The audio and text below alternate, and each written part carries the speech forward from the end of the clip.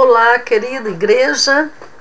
Hoje o título da nossa lição é Alegria Independente das Circunstâncias. Nós estamos dando início a uma nova carta que Paulo escreve à igreja ali em Filipos, Carta aos Filipenses. Uma carta bastante conhecida. Que carta maravilhosa, queridos. Quantas lições nós podemos tirar dessa carta que é tão pequena, 4 capítulos somente, mas lições maravilhosas, né, dessa carta que Paulo escreveu ali para a igreja em Filipos, né? E eu gostaria que você separasse esse momento, abra aí o Filipenses, né, para estarmos dando início a vários estudos dessa carta aos Filipenses. Quantos não conhecem pelo menos um versículo de Filipenses? Queridas irmãs, né? Filipenses 4:13, posso todas as coisas naquele que me fortalece, né? Mas tantos outros versículos nós temos em Filipenses, por exemplo, Filipenses 1, versículo 21, quando Paulo diz assim: pois para mim o viver é Cristo e o morrer é lucro. Que versículo conhecido bastante por todos nós que conhecemos a palavra de Deus. Existe também aquele versículo, capítulo 4, versículo 8, quanto ao mais, irmãos, tudo que é verdadeiro, tudo que é honesto, tudo que é justo, tudo que é puro, tudo que é amável, tudo que é de boa fama, se há alguma virtude, se há algum louvor, nisso pensai. Versículo bastante conhecido. E nós poderíamos aqui, queridos, já de início, para sentirmos o quanto as lições que teremos daqui para frente dessa carta aos Filipenses serão tão maravilhosas, que nós poderíamos falar tantos outros versículos bastante conhecidos. Entretanto, o versículo-chave da carta aos Filipenses, dessa carta escrita por Paulo, é o versículo 4 do capítulo 4 da carta. Versículo 4 do capítulo 4 diz assim: alegrai-vos sempre no Senhor, e digo outra vez, alegrai-vos. É por isso que o nosso título dessa lição, eu coloquei alegria independente das circunstâncias. Alegria independente das circunstâncias. Sabe por quê, queridos? Porque a pergunta, né, o que vem à minha mente é: quando temos intimidade com Deus, mesmo em meio às circunstâncias adversas, nós somos felizes. E era esse sentimento que Paulo sentia, mesmo em situações totalmente contraditórias ao seu desejo, né? Ao que ele queria. Por exemplo, essa carta que Paulo escreve aos Filipenses foi escrita dentro da prisão. Paulo se encontrava na sua primeira prisão em Roma, uma prisão domiciliar, e mesmo estando nessas circunstâncias, preso, nem por isso essa carta tem um tom de tristeza ou de dor. Pelo contrário, ela é conhecida como a carta da alegria, né? Que é uma grande contradição, porque Paulo se encontrava, como eu disse, preso, né? E aí, Paulo já começa a nos ensinar aqui uma grande lição. A pergunta que eu faço de início desse estudo é: você, meu querido irmão, você que está me ouvindo, você tem estado feliz mesmo a essa situação de pandemia? Mesmo as circunstâncias adversas que todos nós estamos vivendo nos dias atuais, temos estado felizes? Ou estamos murmurando, tristes, deprimidos, porque estamos num momento de isolamento social, no momento em que muitos perderam emprego, muitos perderam vidas, né? Estamos vivendo, claro, muitos vivendo em lutos, mas em meio a tudo isso, qual tem sido lá no seu interior o sentimento? De alegria? De regozijo? Veja que Paulo aqui no capítulo 4, verso 4, ele diz: alegrai-vos sempre no Senhor. Sempre, mesmo estando numa circunstância adversa. E digo outra vez, ele afirma ainda: alegrai-vos, regozijai-vos. E Paulo nos dá essa grande lição então, né? Paulo podia sentir alegria, mesmo estando numa situação adversa, porque Paulo tinha intimidade com Deus. Como está a sua intimidade com Deus, meu amado irmão? Porque só na intimidade com Deus é que podemos ter esse sentimento de alegria, independentemente das circunstâncias. Então, quero dizer aqui que nós estaremos dando início a esse estudo maravilhoso de Filipenses. Entretanto, antes de adentrar ao primeiro capítulo de Filipenses, os primeiros versículos aí do capítulo 1 de Filipenses, eu quero me reportar lá para Atos capítulo 16, porque ali nós encontramos as informações a respeito do surgimento, da formação, né, da igreja em Filipos. E, da mesma forma, a igreja em Filipos, nessa cidade em Filipos, ela surgiu em meio às circunstâncias mais adversas que nós podemos pensar. Situações como Paulo preso, né? Paulo expulsando os demônios de uma jovem com o espírito de adivinhação, né? E numa situação totalmente adversa, por quê? Porque Paulo tinha planos totalmente diferentes ao objetivo de Deus. Então vamos lá conosco em Atos capítulo 16, queridos, e vamos entender um pouco a circunstância, o momento ao qual a igreja de Filipos foi fundada. A igreja de Filipos foi fundada por Paulo, Silas, que o acompanhava na sua segunda viagem, né, missionária, e também tinha ali o jovem Timóteo acompanhando também. Mas na verdade Paulo, em seu projeto, né, missionário, em seus planos missionários, Paulo tinha a intenção de ir para o Oriente e para a Ásia Menor. Entretanto, a partir do versículo 6 do capítulo 16, acompanhe conosco, nós vemos que há uma intervenção divina nos planos de Paulo. Versículo 6 diz assim: atravessaram a região frígio-gálata, mas foram impedidos por quem? Pelo Espírito Santo, de anunciar a palavra na Ásia. Vejam que não foi o propósito de Paulo. O propósito de Paulo era ir em direção à Ásia Menor, né? Possivelmente passar por algumas igrejas que ali já tinham sido fundadas e construir e expandir mais ainda o evangelho lá no Oriente.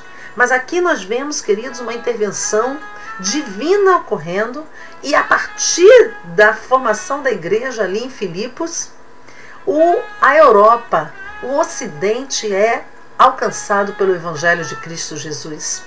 E é a partir dessa cidade de Filipos, né, nós vemos que eles insistiram em ir para a Ásia. Versículo 7 diz assim, do capítulo 16 de Atos: quando chegaram perto da Mísia, tentaram ir para a Bitínia, mas, mais uma vez, o Espírito de Jesus não o permitiu.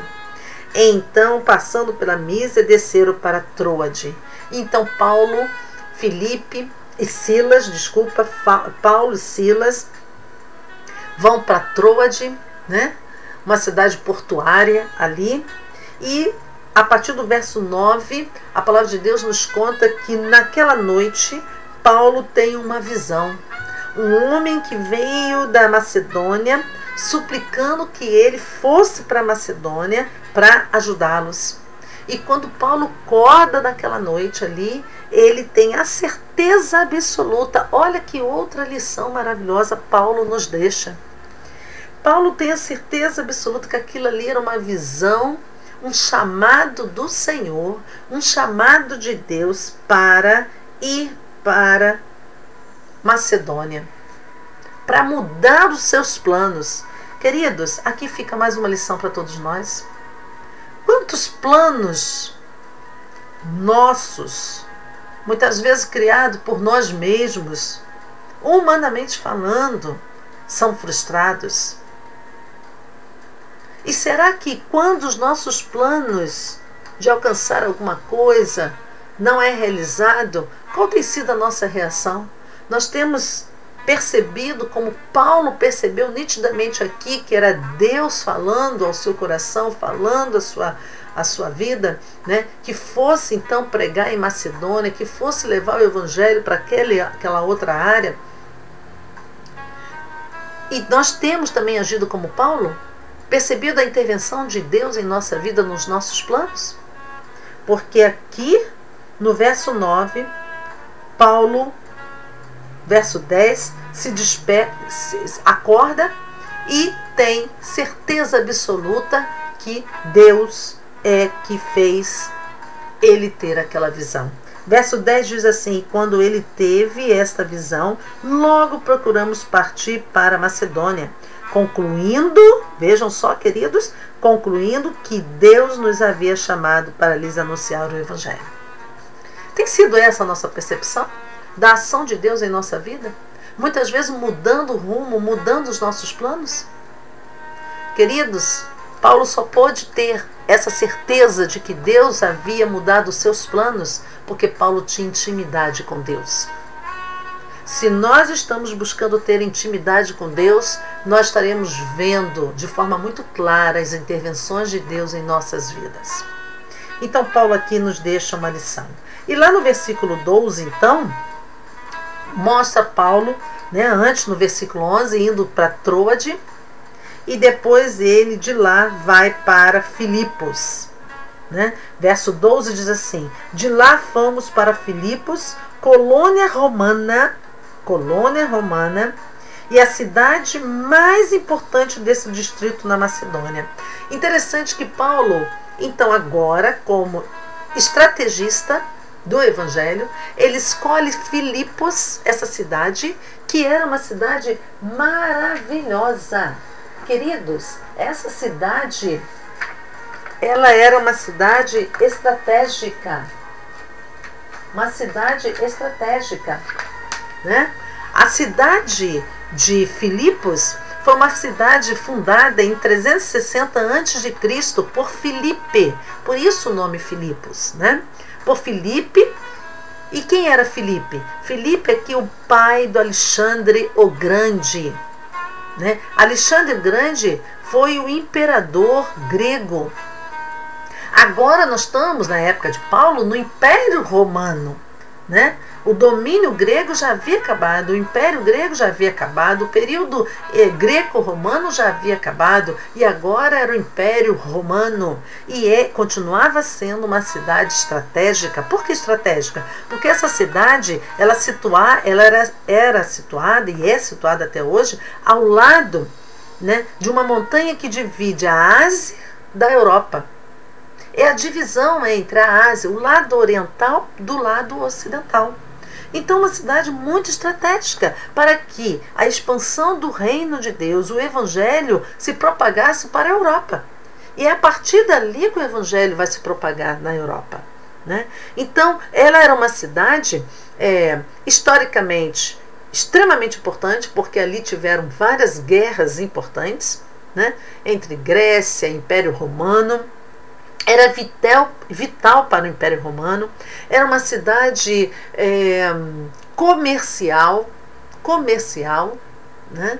Onde tinha um poder aquisitivo alto. Tanto é verdade que nós vamos ver a partir do verso 13 e 14, uma mulher chamada Lídia, que era o quê? Vendedora de tecidos de púrpura. Tecido de púrpura, um material caro para a época.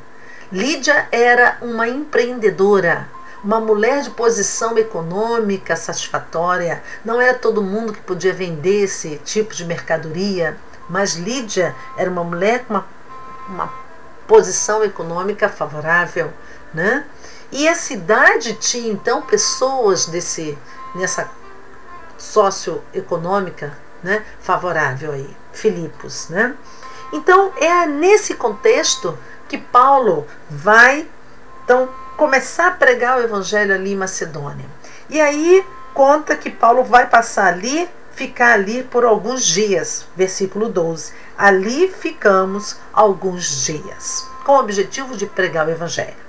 E Paulo então começa pregando o evangelho ali, falando do amor de Deus, falando de Jesus Cristo para um grupo de mulheres. E no meio desse grupo de mulheres, nós temos o que então? Nós temos a conversão de Lídia. Então, como é que vai surgir a igreja em Filipos? Ela vai surgir em meio a algumas circunstâncias, em meio a alguns fatos que são narrados. Eles não passam despercebidos, né? E são deixados aqui para nós, exatamente para nos mostrar que em meio às circunstâncias, às vezes até adversas, como é a questão da prisão de Paulo ali, né? Deus está agindo, Deus está intervindo, Deus tem um propósito em tudo aquilo, e é por isso que Paulo, nessa intimidade com Deus, entende perfeitamente e agradece e se encontra feliz, né? Porque essa era a condição de Paulo. Veja lá no versículo 25 do capítulo 16 de Atos, Paulo estando preso, ele orava e cantava com Silas, mostrando a alegria dele mesmo estando preso, porque ele sabia que tudo fazia parte do propósito de Deus. Tudo havia um propósito. É essa a nossa consciência, queridos irmãos? Ou diante das percas, das adversidades, estamos deprimidos, estamos ansiosos, estamos tristes? Então Paulo vai em todo momento aqui mostrar e nos deixar essa lição de que em meio às circunstâncias, Deus está no controle, Deus está dirigindo todas as situações. Então nós temos 3 situações acontecendo ali no surgimento da igreja na cidade em Filipos. A primeira é a conversão dessa vendedora de tecido de púrpura, que é Lídia. Lídia se converte e toda a sua família. E Lídia, ao se converter, convida Paulo e Silas para estar em sua casa. E a igreja ali na cidade de Filipos se inicia na casa de Lídia. Mais à frente, Paulo, ainda andando pela cidade, naqueles dias que ele se encontrava ali, conta-se a partir do versículo 16 que uma jovem que tinha um espírito adivinhador e que adivinhando dava grande lucro a seus senhores, começou a falar, né, por causa desse espírito, ela estava possessa pelo inimigo reconhecendo que os homens de Deus, né, que Paulo e Silas eram servos do Deus Altíssimo. Ela falava, ela verbalizava isso, e ela dizia lá no versículo 17, seguindo Paulo e a nós, ela gritava: esses homens são servos do Deus Altíssimo. E fazendo isso, então, Paulo se sente incomodado e vira-se para essa mulher, para essa jovem, e ordena em nome de Jesus Cristo que saísse dela aquele demônio. E imediatamente o demônio sai dessa mulher. E quando ela, né, sai dessa possessão demoníaca, os seus senhores ficam revoltados, porque percebem que vão perder ali o seu lucro, né, que eles tinham com aquela possessão demoníaca. E aí eles levam essa situação para as autoridades, e Paulo agora e Silas se encontram então presos, né? São levados presos para a cadeia. Mas Deus continua no propósito. Deus continua direcionando ali as circunstâncias. E aí a gente vê que a partir do versículo 25, nós estamos pulando alguns versículos, Paulo e Silas mais uma vez nos dão uma lição de que em meio à circunstância eles podem estar felizes, seguros, tranquilos, que eles estão debaixo da vontade de Deus. E aquilo faz parte do propósito do Senhor. O que Paulo e Silas faziam dentro da prisão? Em plena meia-noite, eles oravam e cantavam, né? Hinos a Deus. A palavra de Deus diz, né? Se está aflito, ore ao Senhor. Se está feliz, cante louvores ao Senhor. Essa tem sido a nossa atitude, meus amados irmãos. Nós podemos aprender com Paulo aqui que em meio a essa circunstância, né, de estarem presos atrás das grades, eles oravam e cantavam ao Senhor. E aí de repente vem aquele terremoto e as grades, né, as portas se abrem. E no dia seguinte, quando o carcereiro chega ali e vê as grades, né, totalmente destruídas e caídas, o carcereiro pega uma espada e vai, né, procurar se suicidar-se, porque ele imaginava, olha, todos os presos aqui com certeza fugiram. Mas Paulo não permite que ele vai se suicidar e diz para ele não fazer aquilo porque todos se encontravam ali dentro. Então o carcereiro, quando vê que todos estavam ali, ele pergunta a Paulo e Silas, né, o que ele deveria fazer para ser salvo. E aí Paulo responde a ele: crê no Senhor Jesus, tu e a tua casa, e serão salvos, né? E serão salvos. E aí eles passam ali aquele tempo ali junto com o carcereiro, junto com as famílias, se regozijando, e a igreja em Filipos, nessa cidade em Filipos, vai se fortalecendo, o evangelho vai alcançando os corações, vai atingindo as vidas, né, transformando as vidas, e a igreja de Filipos vai se fortalecendo em meio a essas circunstâncias. E aí a gente vê, né, que depois os homens ali, os magistrados, descobrem que Paulo, né, era romano, e com medo disso, então pede que eles saiam da cidade fugidos, né, mas Paulo diz que não faria isso, né, e aí eles saíram da prisão e foram para a casa de Lídia, e ao ver os irmãos, os encorajaram e depois partiram. E Paulo então sai ali de Macedônia, né, com mais essa igreja formada ali em Filipos. Agora em Filipenses, queridos, então assim foi formada a igreja em Filipos, né? E agora em Filipenses, Paulo, como eu disse, estando preso lá em Roma, uma prisão domiciliar, ele escreve essa carta. E aí nós podemos pensar, qual foi o objetivo da carta escrita aos irmãos ali em Filipos, né, aos filipenses? Um dos objetivos foi de agradecimento. Isso mesmo.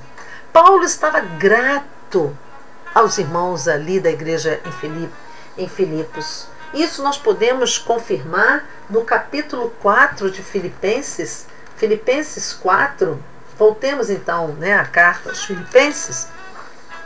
E lá no capítulo 4, os irmãos verão que Paulo vai falar dessa gratidão que ele tem. Capítulo 4, versículos 14 ao versículo 19, ele diz assim: todavia fizeste bem em participar da minha aflição.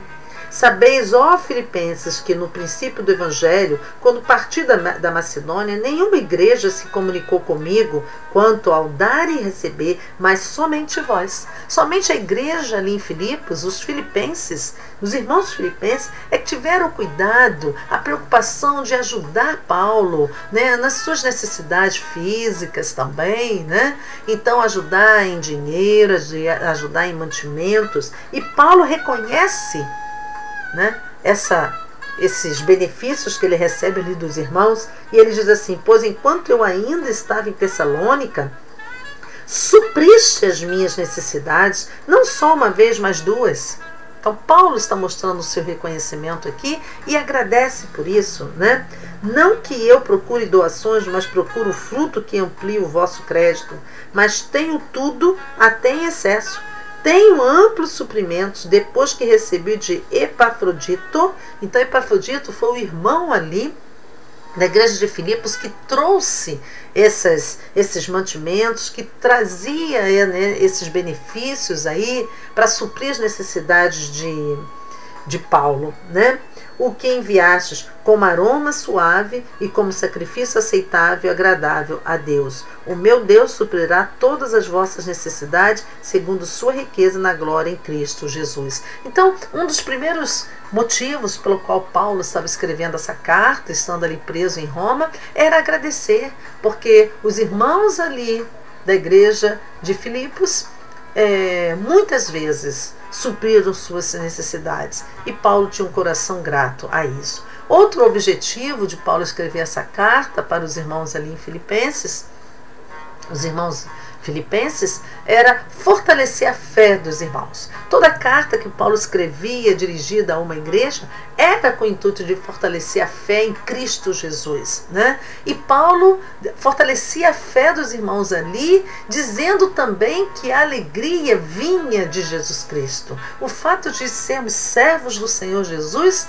isso nos dá um sentimento de alegria, né? Então Paulo escreveu assim para dizer sobre a alegria de ser servo em Cristo Jesus. Aqui no capítulo 1, no início, no prefácio da sua carta e os seus cumprimentos, Paulo inicia assim a carta. Paulo e Timóteo, ele faz menção de Timóteo, esse jovem, né? Mas essa carta foi escrita, né, por Paulo. Pode ser até que Timóteo tenha ajudado a escrever, mas foi escrita por ele, porque muitas vezes ele fala eu, né, então ele menciona a primeira pessoa aqui, e foi escrita por ele mesmo.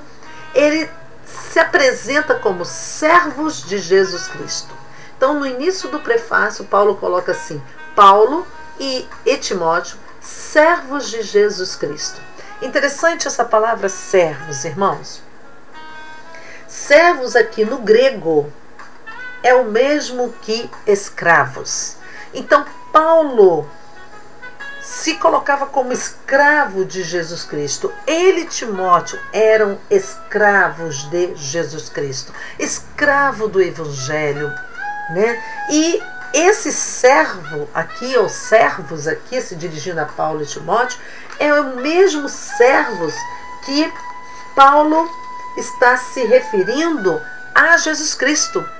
Paulo usa essa mesma expressão de servo quando ele fala que Jesus Cristo se coloca como escravo também de Deus. Lá no capítulo 2, versículo 7, Paulo faz a mesma menção, né, de Jesus Cristo como servo de Deus. Veja o versículo 7, diz assim: mas, a partir do verso 6, diz assim: que existindo em forma de Deus, capítulo 2, verso 6, que existindo em forma de Deus, não considerou o fato de ser igual a Deus algo a que devesse se apegar.